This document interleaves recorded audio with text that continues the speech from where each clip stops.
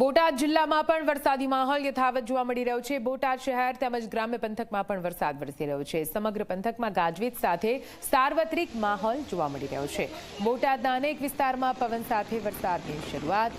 બોટાદ જિલ્લામાં yellow alert આપવામાં આવ્યું છે। હવામાન વિભાગ દ્વારા આગાહી કરવામાં આવી છે। આગામી 7 દિવસ સુધી બોટાદમાં આ જ રીતે વરસાદ રહેશે।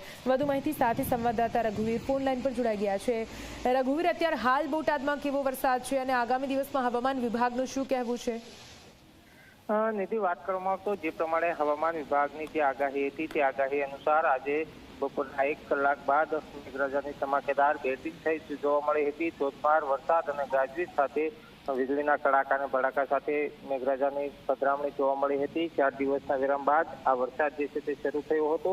શહેરના Jyotigam circle, Bhavnagar road, Gadhada road, Nagalpar દરવાજા સહિતના વિસ્તારોમાં ધોધમાર વરસાદ વરસતા શહેરીજનોમાં અને ખેડૂતોમાં ખુશીની લહેર જોવા મળી રહી છે। હાલ જો નિધિ વાત કરવામાં આવે તો હાલ મેઘરાજાએ વિરામ લીધો છે, પરંતુ જે પ્રમાણે હવામાન વિભાગની જે આગાહી છે તે જ અનુસાર બોટાદ શહેર અને જિલ્લામાં વરસાદ પડી રહ્યો છે। બિલકુલ, આભાર પૂરી માહિતી માટે।